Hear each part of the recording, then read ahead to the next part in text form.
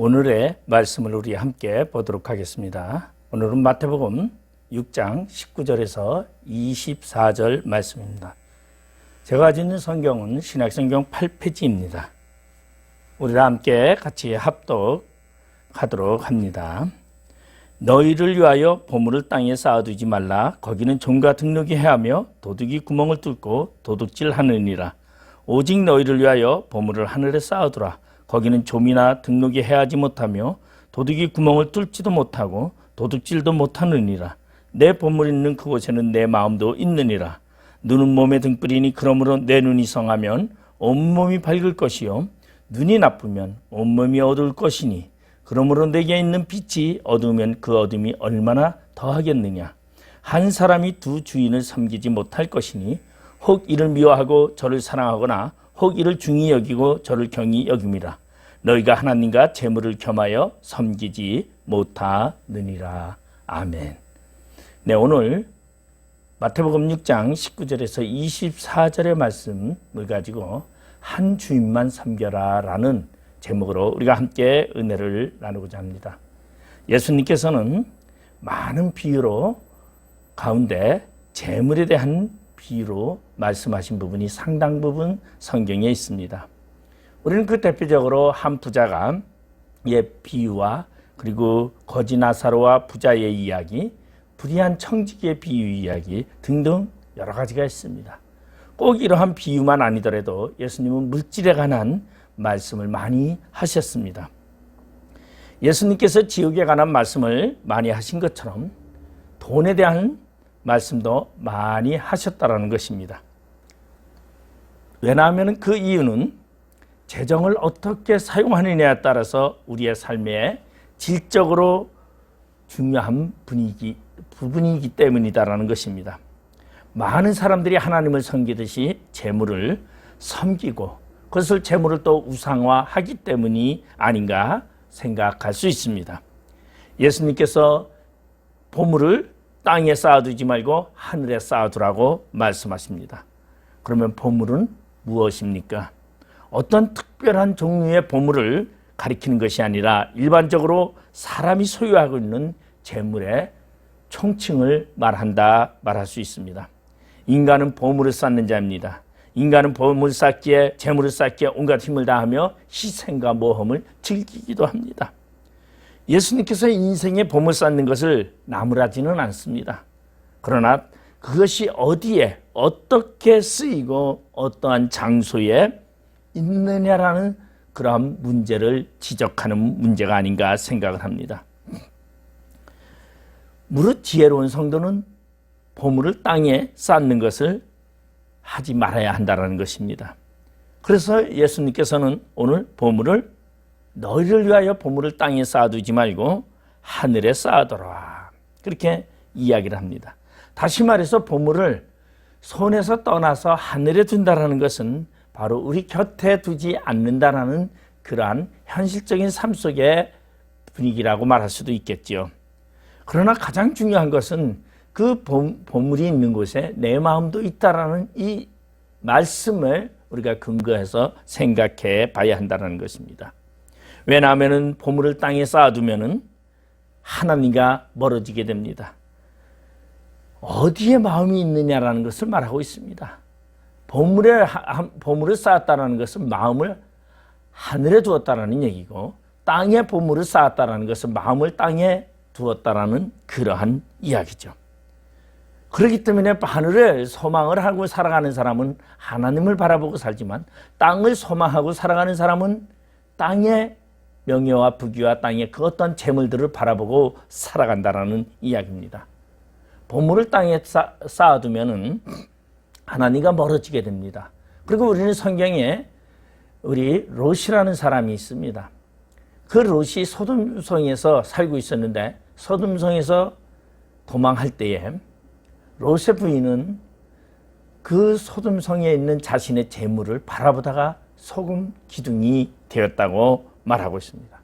바로 이 부분은 물질에 대한 탐욕을 극복하지 못한, 다시 말해서 미련을 둔 그것으로 인한 소금 기둥으로 절망 가운데 빠질 수밖에 없는 그러한 이야기입니다.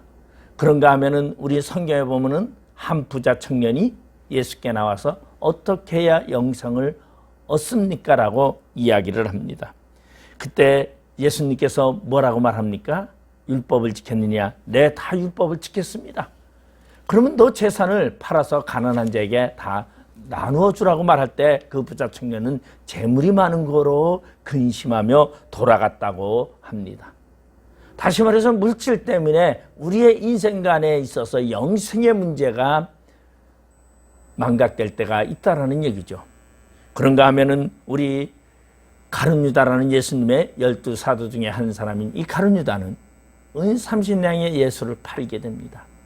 물질에 대한 그 탐욕 때문에.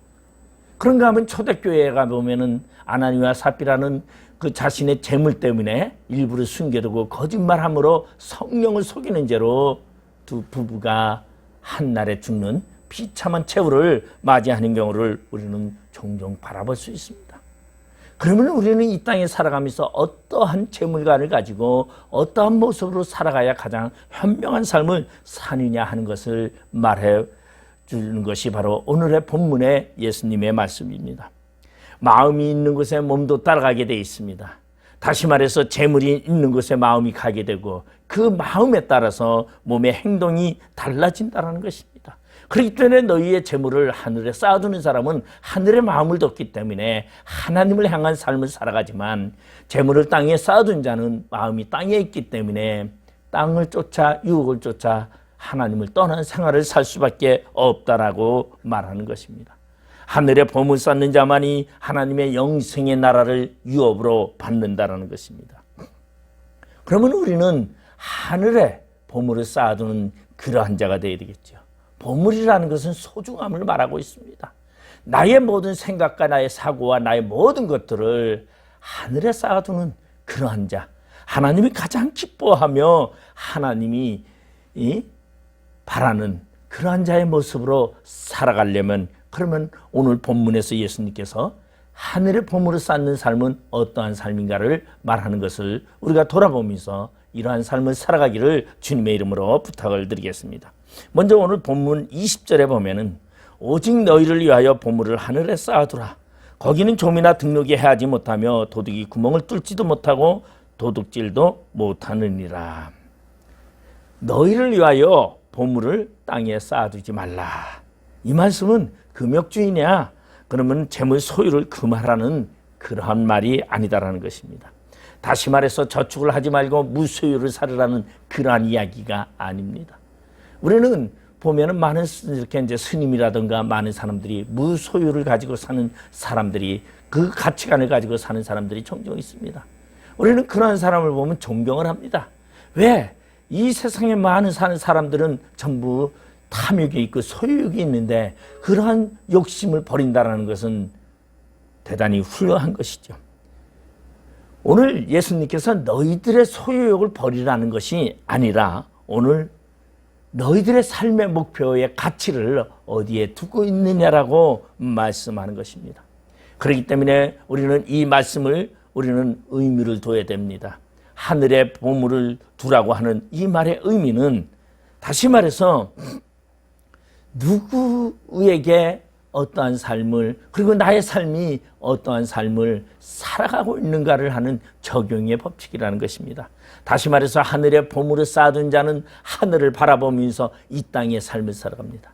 그러나 땅에 보물을 쌓은 사람은 소유욕에 사로잡혀서 땅의 유익을 위하여 살아간다는 것입니다. 조금 전에 부자 청년의 이야기를 했습니다. 내 재물을 다 팔아서 가난한 자에게 두라. 그때 이 부자 청년은 영생의 문제로 예수님께 찾아왔지만은 근심하게 됩니다. 왜? 자기 소유가 없어지는 것에 대한 두려움이 있다는 것입니다. 다시 말해서 소유의 문제를 가지고 있습니다. 오늘날 많은 사람들이 이 땅을 살아가면서 땅의 소유를 가지고 살아가는 사람이 있는가 하면은 하늘의 소유권을 가지고 살아가는 사람이 있다는 것이, 누군가 사람은 소유하고자 하는 욕심은 분명히 있습니다. 그런데 이왕이면은 하늘의 소유권을 가지고 살아가는 욕심을 가지라고 말하는 것입니다. 마태복음 6장에 보면 이 말씀과 비슷한 말이 누가복음 12장 33절 34절의 말씀을 보면 너희 소유를 팔아 구제하여 낡아지지 아니하는 배낭을 만들라. 곧 하늘에 둔 바 다함이 없는 보물이니 거기는 도둑도 가까이 하는 일이 없고 좀도 먹는 일이 없느니라. 너희 보물이 있는 곳에는 너희 마음도 있느니라. 그러면 왜 보물을 하늘에 쌓아두라고 하느냐? 바로 마음이 어느 곳에 있느냐는 것입니다. 여러분, 우리가 이 땅에 살아가면서 하나님께 마음을 두는 사람이 있는가 하면은 하나님이 아닌 어떠한 다른 것을, 세상에 그 어떠한 것을 마음에 두는 것이 있다라는 것입니다. 보물을 하늘에 쌓아두라는 것은 너희 마음에 하나님을 두라.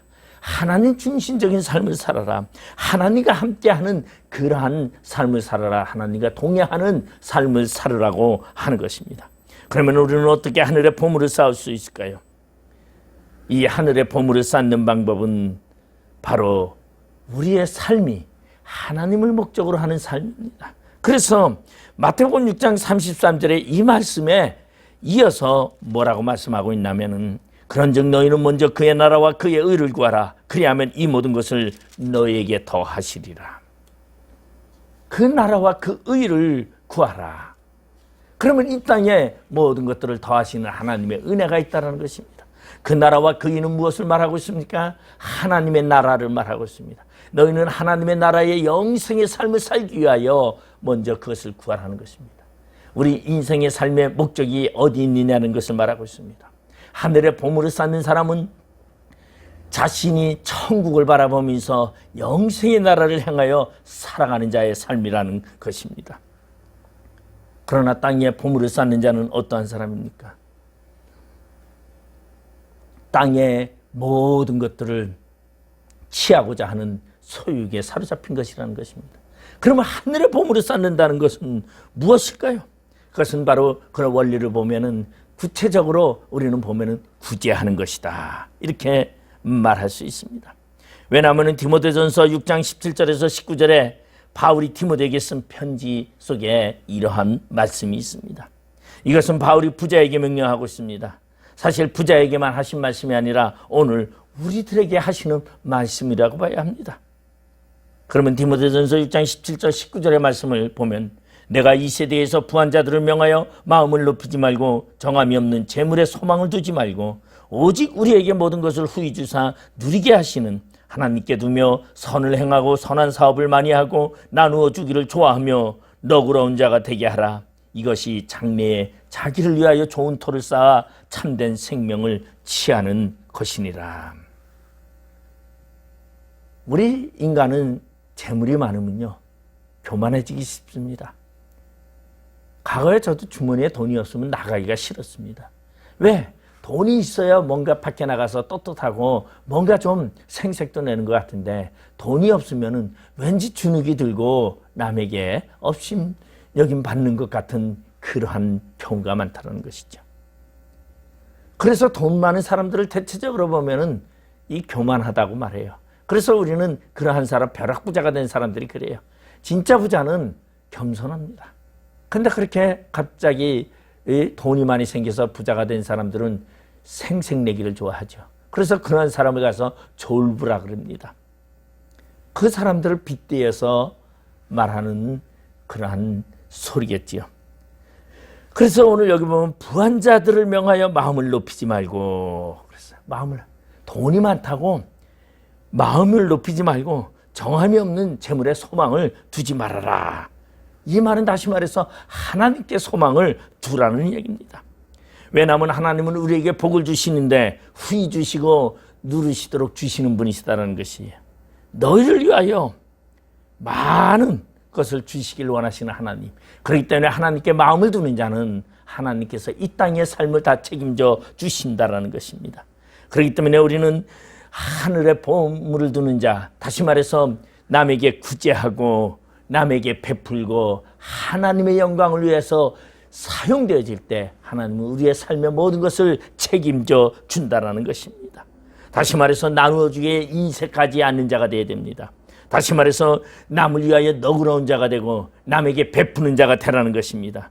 그렇게 될 때에 그의 보물은 하늘에 쌓여진다라는 것을 말하고 있고 그들의 미래에 대해서 튼튼한 터가 되며 생명으로 함께 하시는 하나님의 은혜가 함께 한다는 것입니다. 여러분, 분명히 주님은 우리의 소유가 의 목적이 땅이 아니라 하늘이라고 말씀하고 있습니다. 다시 말해서 세상이 아니라 하나님이라고 말씀하고 있다는 것입니다.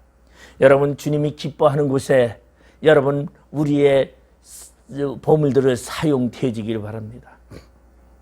여러분, 여기서 보물은 뭐니까 내 자신, 내 몸도 하나의 보물입니다. 주를 위하여 헌신하는 마음, 주를 위하여 나의 모든 것을 쓸 수 있는 그러한 자가 바로 하늘의 보물을 쌓아두는 사람이라는 것입니다. 세상 사람들은 여러분 저축이라는 것을 하면서 돈을 불겨갑니다. 그래서 은행에 저축을 넣고 묵돈을 만듭니다. 우리는 하늘에 우리의 보물을 쌓아둡니다. 그것이 천국의 영생의 상급으로 우리에게 되돌아온다는 것입니다. 그래서 칼빈은 이 세상에서 행복을 바라는 자들은 하늘 가는 길을 포기한 자들이다, 그렇게 말하고 있습니다. 여러분, 세상의 물질 때문에 하늘을 포기하는 그런 어리석은 자가 되지 마시기 바랍니다. 여러분, 땅에 보물을 쌓아두지 마시기 바랍니다. 하늘에 보물을 쌓아두세요. 그 하늘에 보물을 쌓는다는 것은 하늘의 마음을 두고 하나님을 바라보는 그러한 자를 말하고 있습니다. 그런가 하면 오늘 21절에 보면은 내 보물 있는 그곳에 내 마음도 있느니라. 왜 보물을 하늘에 쌓아두라고 하느냐? 마음이 보물 있는 곳에 있기 때문이다라는 것입니다. 이 말은 다시 말해서 소유와 마음은 관계성이 있다라는 것입니다.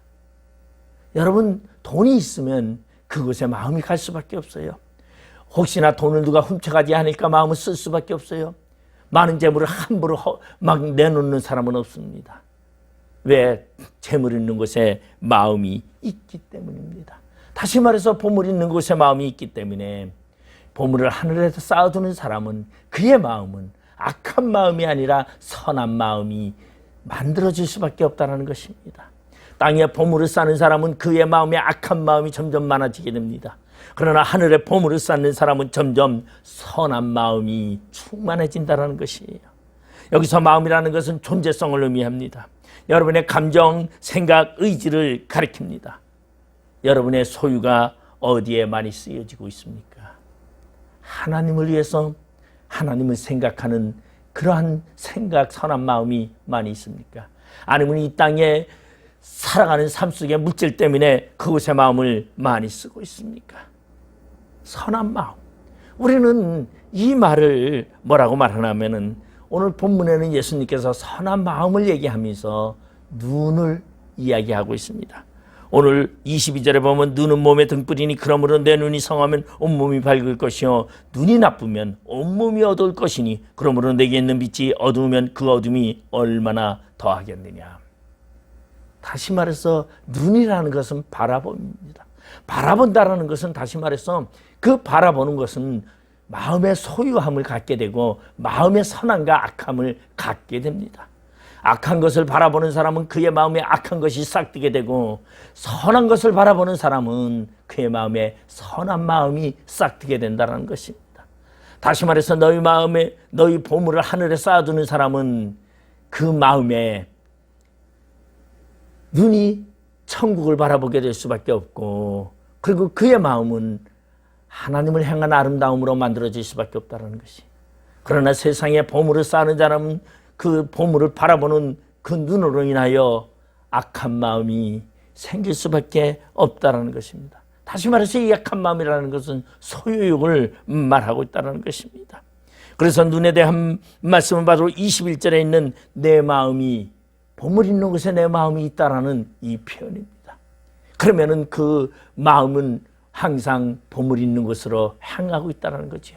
그 향하는 징표가 바로 눈이라는 것입니다. 시각적인 표현이라는 것입니다.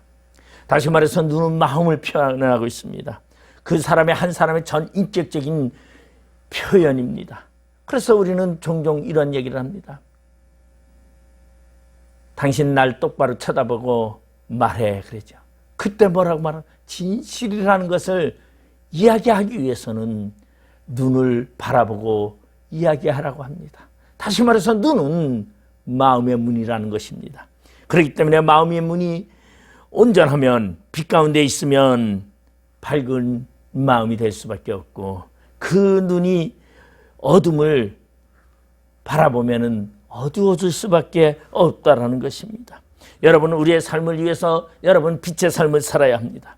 우리는 빛 안에 살고 있기 때문입니다. 그렇기 때문에 우리는 빛의 삶을 살아간다는 것은, 다시 말해서 천국을 바라보는 삶, 하나님을 바라보는 삶이 우리 안에 있을 때 우리의 마음에는 빛으로 가득하시다라는 것이에요. 왜? 예수 그리스도는 빛이시기 때문입니다. 어둠을 물리치게 하신다는 것입니다. 그러나 세상을 바라보는 눈에는 어둠을 바라볼 수밖에 없었고, 어둠 속에서 욕망과 그리고 세상을 향한 탐욕들이 마음속에 싹트기 때문이다라는 것입니다. 그렇기 때문에 우리는 땅의 보물을 바라보는 것이 아니라 하늘의 보물을 바라보는 우리 영안이 있어야 된다는 거죠. 그러기 위해서는 우리는 우리의 보물들을 하늘에 쌓아두시기 바랍니다. 꼭 이 보물은 물질만을 말하는 것이 아니다라고 제가 말씀드렸습니다. 여러분, 나의 생각과 나의 마음과 나의 모든 것을 하나님을 위하여 하나님께 드리지는 마음으로, 여러분 하나님을 향한 그런 마음으로 살아가시길 바랍니다. 그러면 우리는 자동적으로 그 천국을 바라보고 살아갑니다. 아무리 열심히 내가 하나님을 섬긴다고 하면서도 세상의 눈을 바라보고 사는 사람은 절대 하나님을 바라보며 살아갈 수가 없다는 것입니다. 왜? 세상의 탐욕스러운 것이 나를 힘들게 하고 물들게 하기 때문이다라는 것입니다.